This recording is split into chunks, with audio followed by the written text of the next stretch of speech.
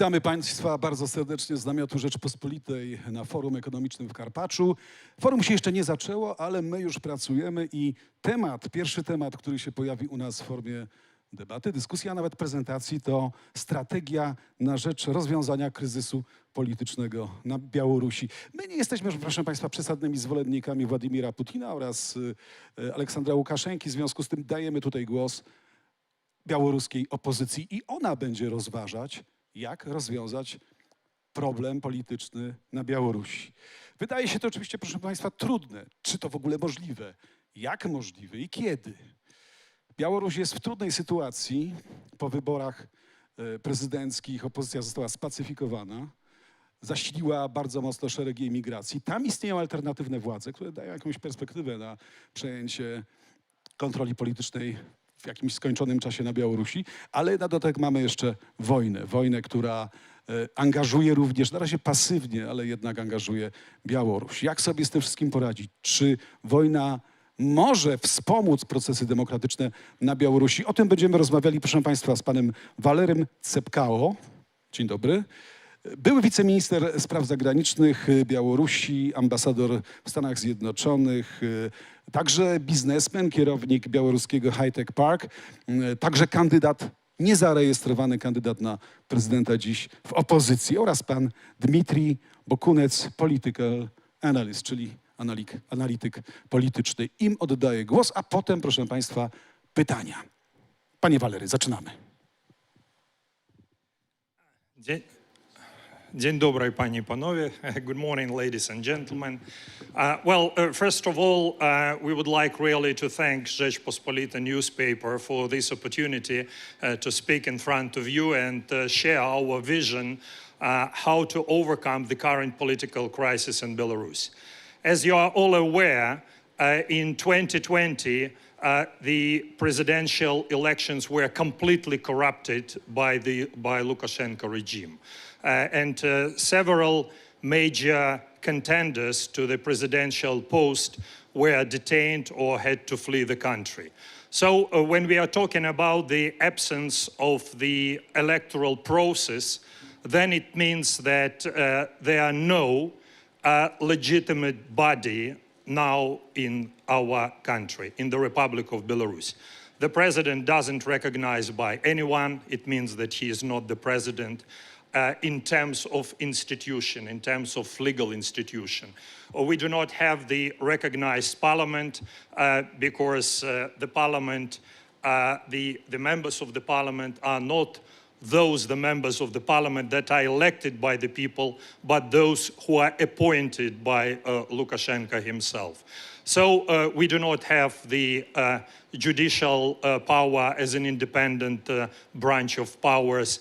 And inside the country, we also do not have independent media with the opportunity to speak whatever they want to say or whatever corresponds to their views on the current development in the country. So we face the major problem is the absence of the legitimacy of any branch of power in the Republic of Belarus.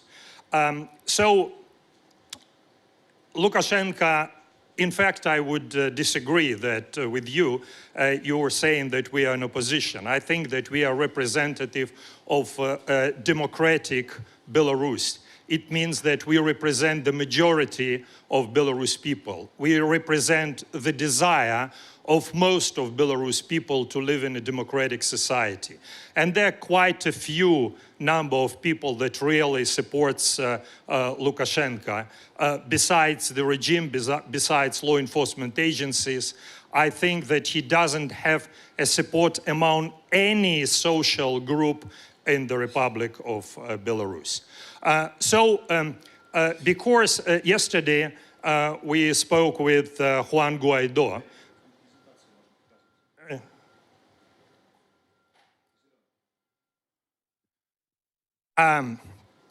Yesterday we spoke with Juan Guaido. You know that, well, some countries consider him as an elected president, and some countries do not recognize him as the president. But anyway, he is one of the most recognizable faces, I think, in the world.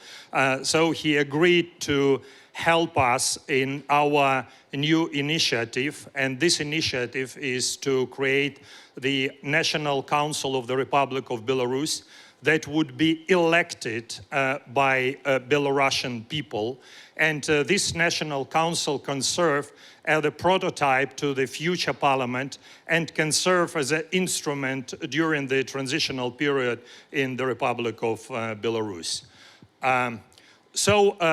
You probably know, you definitely know, because Belarus and Poland are neighbors, that 28 years in power of the same person, and you know, just we face and we are witnesses of many changes around the world. And if you can see the presidents of the United States, there were several of them, and we still, and probably Biden will be re-elected in 2024, we don't know. Otherwise it would be quite a challenging thing.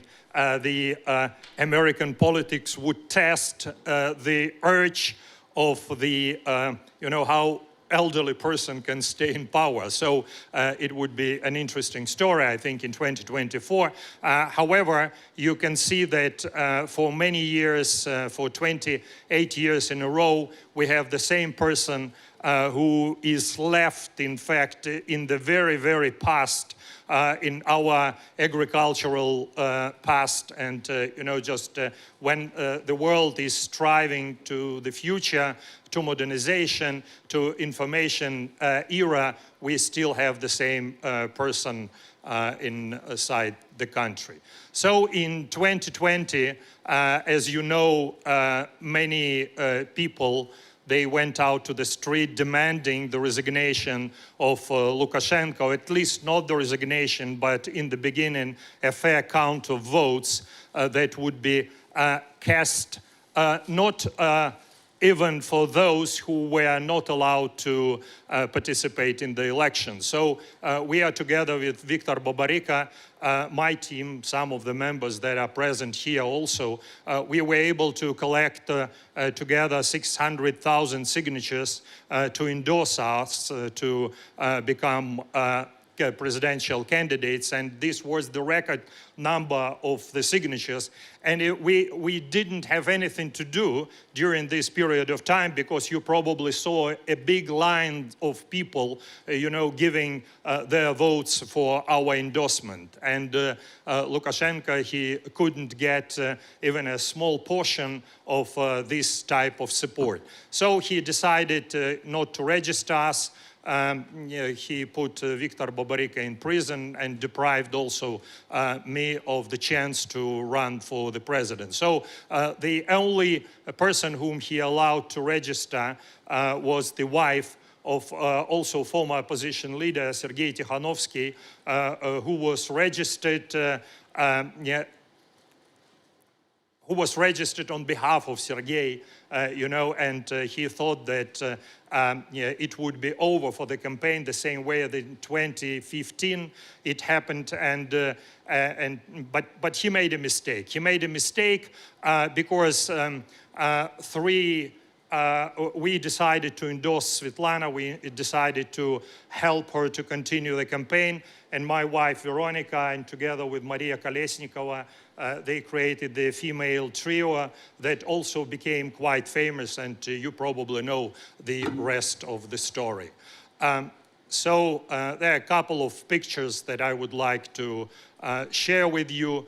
You can see how many people were on the streets, and you could only imagine that in the city of Minsk, where 1.8 million inhabitants, 100,000 went out to protest against fraudulent elections in Belarus. And altogether in the country, there were so many people. And you have to understand, and this is what I meant, that we are the majority, definitely. If in the city of 1.8 million people, 400,000 went out to the street to demonstrate, it means that we are definitely the majority. It's just a small group of people that were able to hold the power. And the reason why Lukashenko was able to keep the power was also the support of Putin, because Putin immediately recognized the results of fraudulent elections, gave $1.5 billion to Lukashenko, and sent a very clear signal that if something went wrong, then he could bring his paramilitary guys to the Republic of Belarus, and thus he made our law enforcement agencies took a side of Lukashenko, but not the people of Belarus. So they subordinated more to Putin's regime rather than they subordinate the people of the Republic of Belarus. So this is unfortunately the reality that we had. And as a matter of fact, you know, frankly speaking, I will deviate a little bit from the major, our presentation, that, you know, now, previously, Belarus army and Belarus law enforcement agencies, they didn't care whom to subordinate, either to Lukashenko or to Putin, because even the army, they were thinking about being the so-called part of the second army in the world. That's how Russians, they represented themselves at the time. However, you know, just now, when it's a complete failure of the Russian military forces in Ukraine, it's Belarus military under big stress now, because they admire the way, the way Ukrainian army is fighting against Russian aggression, and therefore I think the internal serious process are brewing inside law enforcement agencies in Belarus too, including the army, the Belarus army. But let me now move to our basic idea. So here is the idea of electing the National Council of the Republic of Belarus. And as we see the opportunity with modern technologies, it is possible to do. And people finally will be having an opportunity to choose the representatives, their representatives, to the highest body of the Republic of Belarus, the highest legitimate body that would be in the eyes of Belarus people. So just I do not want to citate the Universal Declaration of Human Rights, that all the governments, all the power should come from the people. Probably you heard that some group of Belarus individuals self-declared themselves as the cabinet of ministers or whatever. But we believe that all the governments and all the power should come from the people. The people are the only legitimate source of any power. None of the governments, none of the president cannot be self-proclaimed, and that's, for us, it's an axiomatic assessment. So we are thinking about electing 45 people to our National Council. And as a matter of fact, there are a couple of precedents existing. First of all, the Parliament of Tibet that are elected every 4 years. And they have also 46, I think, people in their parliament, which is recognized by about 30 countries of the world. They have the groups of parliamentarians inside the parliaments of democratic countries that are dealing with the Parliament of Tibet. However, the Parliament of Tibet is elected only through the Tibetan citizens living overseas. Well, definitely they cannot arrange it inside China, but in our case, because of the modern technology, I will say a couple of words a little bit later on, it's an opportunity again to engage Belarusians in the political process. Because, you know, if you are self-proclaimed, it's like a theater, you know, just where somebody is composing a play and, you know, some actors are playing on the scene. However, people are not involved, you know, just they are only witnessing the events and they are not engaged in the political process. But we would like to bring the energy of 2020 back to the political process of Belarus. So we think that the creation of such a body will make a legitimacy of this body in the eyes of Belarus people. And again, I would like to reiterate my statement that it could be just a transitional instrument to come to, you know, to the real democratic society inside our country. So everyone can be registered, everyone can be run, and everyone can be registered. So the registration process is pretty simple, and we spoke with Juan Guaido yesterday. They organized referendum in Venezuela using modern technology, and even the service provider probably would be the same as was used in Venezuela. The service provider, it's just a very simple process. You download an application you know, to your telephone, go through the process verification, vote, and then you can delete it. So it's absolutely secure for Belarusian people located inside the country, and it can be monitored. It will be monitored by international observers.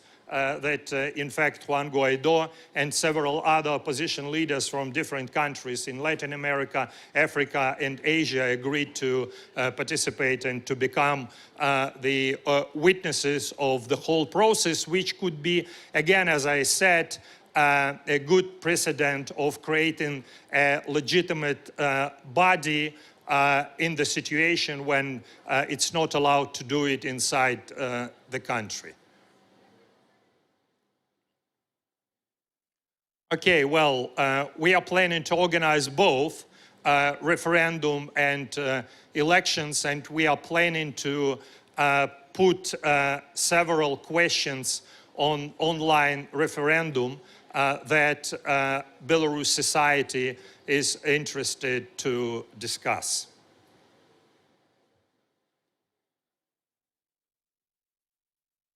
Regional security, I don't know about these slides, sorry. So as I already said, there would be international observers and the supervisory board. So we would like to have elections so transparent that nobody would be having any doubts about the results of these elections.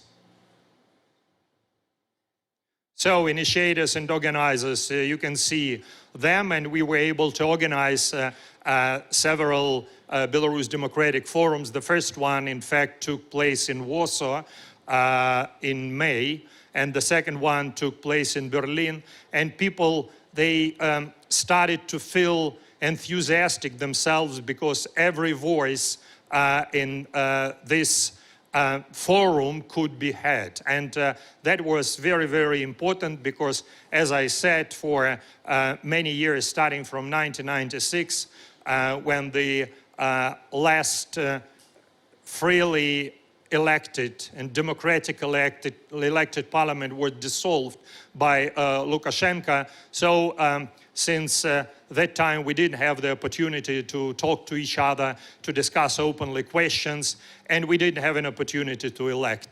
Which is, again, I would like to reiterate this idea that the elections are taking place everywhere. Yesterday, I had a meeting in German Rotary Club, and there was a president of the university, Berlin Technical University, the largest technical university in Germany, and we were discussing with him, just the process, and it appeared to be that even deans were elected there. The president was newly elected, so the student council are elected. So on any process, election is a very, very natural process to any democratic country, but in Belarus we didn't have it. So, this is a very important step, I think, in the direction of democratic changes in the society. That's me. That's other guys, who are behind it. That's our advisory board that is under making now, on the making. How can I get in touch? Vote online. So, thank you very much. I think that for now it's enough, and I and members of our team, we will be happy to answer any questions. Thank you very much for this presentation. And now we'll have a chance to ask some questions about reality, about facts. But let me change the language into Polish, because it will be easier for us to interpret it in Polish, okay? Panie ministrze, panie analityku, bardzo się cieszę, że macie plan. W istocie rzeczywistość po 2020 roku jest inna. Macie mocną reprezentację migracyjną. Jest mocna postać Swietłany Cichanouskiej. Elity związały się, zbudowały pewien fundament struktur politycznych na emigracji, ale realizm polityczny podpowiada, że to jest jednak daleko jeszcze do tego, żebyście faktycznie przejęli władzę w Białorusi. Co więcej, tego typu wybory, po pierwsze, muszą być reprezentatywne, po wtóre uznane przez naród, żeby ci, którzy wybrani, mogli rzeczywiście tą władzę potem w takiej czy innej formie przejąć.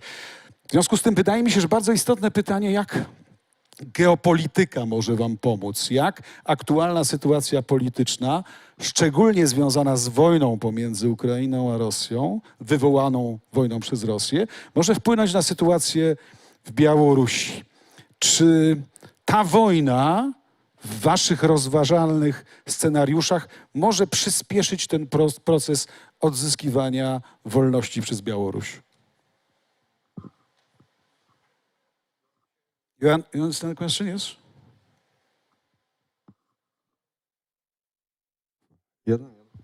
Tak, dzień dobry, mam na imię Ruslan Hazin, jestem politycznym aktywistą, uczestniczę tak samo w załogi Walerii Cypkala, Dmitrija Balkoniec i jeszcze dużo takich samych aktywistów, opozycjonerów, jakie musieli wyjechać po tych zdarzeniach, jakie odbyły się w 2020 roku po 9 stycznia w Białorusi. Co chodzi o odpowiedź na te pytanie, na dzisiejszy czas mamy tylko możliwość zjednoczenia tej naszej opozycji, jaka musiała wyjechać z Białorusi i względu na tę geopolityczną sytuację, jaka teraz odbywa się na przykład w Ukrainie, mamy nadzieję, że reżim Putina, jaki podtrzymuje reżim Łukaszenki, bo reżim Łukaszenka to jest zależna taka rzecz i ona potrzebuje tylko wsparcia od Kremla. I jeżeli Kreml nie może zwyciężyć, to na pewno w Ukrainie, to zaczną się jakieś procesy demokratyczne w Rosji. I to będzie możliwość w takim czasie, możemy wykorzystać taką możliwość na zmiany w Białorusi. Ale te zmiany teraz, no, może nie... bardzo ciężko, żeby oni przeszli w Białorusi kiedy my nie będziemy mieli zjednoczoną opozycję tu w Polsce, w Litwie i w innych stranach Unii Europejskiej. I potrzebujemy dla tego, żeby zjednoczyć się, mieć jakąś legitymne przedstawicielstwo, na przykład jak ten parlament, o którym teraz mówiliśmy. Ja to w pełni rozumiem, ale w nie mniejszym stopniu ważne jest pytanie, czy wasze założenia opierają się na realnym prawdopodobieństwie. Czy pan, panie ministrze, wierzy w to, że porażki na froncie ukraińskim spowodują powrót ruchów demokratycznych w Rosji? Czy to jest w ogóle możliwe? Większość światowych ekspertów twierdzi, że to raczej nie jest możliwe, że potencjał społeczeństwa obywatelskiego w Rosji jest zbyt nikły, żeby porażki wojenne spowodowały odbudowę społeczeństwa demokratycznego. Well, definitely geopolitics will influence seriously the situation, internal situation inside Belarus. And not only inside Belarus, because now everybody realizes that Russia has lost this war. It won't be able to achieve any of the goals that was put before this aggression against Ukraine.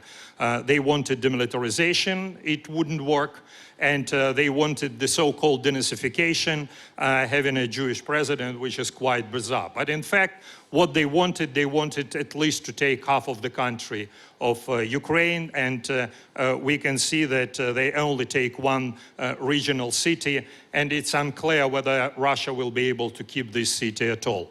So we do know historic precedents. And the first one is when Russia lost the first Crimean War in 1853, if I'm not mistaken, to France and to Britain. And Turkey. Yeah, because of the technological inferiority. So, that it prompted, in fact, serious reforms inside Russia. Then in 1905, they lost to Japan in Tsushima, and the result of this loss was the revolution that started from 1905 until 1907, and finally the Tsar, Nicholas II, had to concede and started Stolypin reforms at that time. In 1917, you know that the loss in the First World War, the result was the February... Definitely not democratization. Yeah, but the result was the democratic revolution, the February Revolution, and then it was a coup in October. But however, the result was the loss of the power of Russian Tsar. So, just now, in 2023, there will be a very interesting situation in China. There will be election in China, and it's uncertain for experts. It's really uncertain that whether Xi Jinping will be able to continue having a power because they still have election. They're a little bit strange, from the Soviet past, but it's still elections. Do you know how many members of the Communist Party in China they have nowadays? 100 million, something? Yes, well, 95 million. It means that about 15% of adult population. Anyway, just in America also, when they adopted the first constitution, also about 20-25% were eligible to vote. And, slaves were not eligible to vote, dependents were not eligible to vote. So let's come back. Yeah, okay. To the crucial matter. What about the potential of democratic civic society in Russia? Is it still enough strong just to handle reforms and changes? Yes, well, I think that, just now the internal processes, Syria's internal processes are happening, are brewing inside the Russian leadership because they finally were able to see that the king is naked. So, and the army that used to be claimed the second army in the world appeared to be not at all. You know, just, and I think that the biggest challenge for Putin would not be from the democratic opposition, as you consider the people that live now in the West, but from the establishment. The same way as it happened in Belarus, you know, just when two people from the establishment, me and Viktor Babarika, you know, just we came up, it was very unexpectedly for the regime. And they didn't have an idea what to do in this situation. And I think Putin nowadays, if he would continue to run, he cannot predict who from the establishment can challenge him in 2024. And there will be definitely people that will challenge him. And it will change the situation. It's a crucial question, another question. Will it produce any change for Belarus? I mean, a change in Kremlin, establishment change, kind of coup d'etat, is able just to provoke changes in Minsk? That's a crucial question for you. Well, we believe that the weakening of Putin's power, you know, can give more confidence to the Belarusian people and less confidence to law enforcement that serve, in fact, now both Lukashenko and Putin. Dziękuję. Dimitri, do ciebie pytanie. The question to you. Po polsku. Czy sądzisz, że Aleksander Łukaszenka zdecyduje się na zaangażowanie militarne w Ukrainie? I co to może spowodować z perspektywy zarówno establishmentu w Mińsku, jak i narodu białoruskiego? I think for Lukashenko is now not good period during war in Ukraine. He afraid war and he afraid military. Also the situation when Russian army located in Belarus. He afraid this case, and I think there are no possibility that Belarusian army go to Ukraine. I think because Lukashenko afraid like. You believe he can do it and he will do it or not? No, I think no. Why? No. Because I think it's important for his life. He understands that Belarusian army don't want this war, and people of citizens of Belarus is not support this Russian campaign, Russian war, because it's not empirical. Belarus people is not imperial country. Do you think that if such a decision is taken, it can cause the revolt within military complex? Maybe, and also for continue another question, I think that Lukashenko also afraid elections because many years in Belarus no any elections, and this case of our idea for elections to the National Council is one of the possibility to change situation in Belarus, because now we have no legitimate body, and if we organize these elections, I think we can change situation inside country, because if we will have a representative legitimate body, I think we will look another situation in Belarus also. And Lukashenko afraid elections because he understands that he is not elected. Every time he told that he was elected, he is a president, that's all. Now, you know, today Lukashenko discussed about liberalization in Belarus, but his process not seriously, because now he won a new game with Europe, I think. He haven't money now. He lose money after this war, and Russia is not give him money now. There are no money from China, from Euro Union, and now he looking a possibility to change anything in Belarus.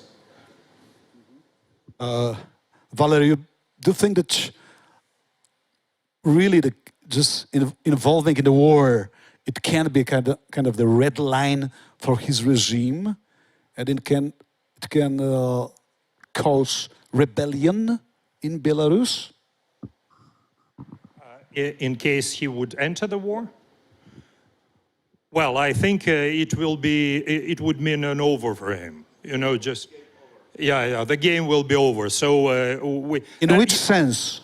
I mean, you know, just because Belarus army can easily turn their weapons towards Minsk. Against him. Yeah, against him, you know, because, again, you know, just it was a huge brainwash in Russia for 7 years against Ukraine, that we protect the Russian-speaking population of eastern and southern part of Ukraine, and, you know, just these are new Russia, they call these territories, and so on and so forth. So, you know, just somehow the army is motivated, you know, at least not for demilitarization, but at least to gain some territories from Ukraine. And that was the motivation for the Russian army. However, what motivation for Belarus army could be? Just to take a part of the Chernobyl zone, which we have no idea what to do with our Chernobyl zone. You know, just it doesn't mean anything for Belarusians. No rational reasons. Absolutely, no reasons at all, just coffins returning back to Belarus, and this is the only reason. Państwa, to jest bardzo ciekawa konkluzja, że ta wojna z perspektywy Białorusi nie ma żadnego uzasadnienia, żadnej racji. I rzeczywiście może spowodować bunt armii i bunt społeczny. Łukaszenka może się tego rzeczywiście bać. Ale pozostaje kolejne pytanie, czy w istocie potencjał wolnościowy narodu białoruskiego po pacyfikacjach w 2020 roku jest na tyle duży, że do tej rebelii, skutecznej rebelii przeciwko dyktaturze może dojść. Jak sądzicie?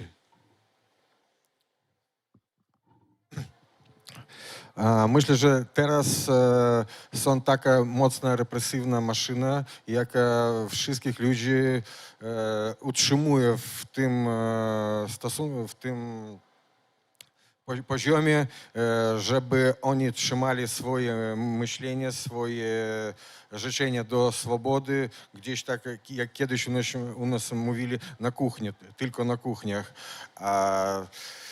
Ale u ludzi to, co jeżeli ty wierzysz i znasz, że to jest czarne, a to jest białe, to niemożliwe zmienić w mózgu człowieka. I jeżeli on wie, że kiedyś on wychodził na te demonstracje w sierpniu, wrześniu, w październiku 20 roku, to u niego to zostało. I jeżeli nawet teraz Łukaszenka chce zrobić amnestię i wypuścić część więźniów politycznych, to będzie tylko tak, jak mówiliśmy, gra z państwami na zachodzie, czyli jakaś mała gra, żeby pokazać dla swoich ludzi, że ja jestem tak trochę bardziej liberalny, ale wszyscy to już wiedzą i tylko ja myślę, że ludzie tylko czekają na jakąś nową możliwość, żeby wyjść znów na protesty i przyjąć władzę.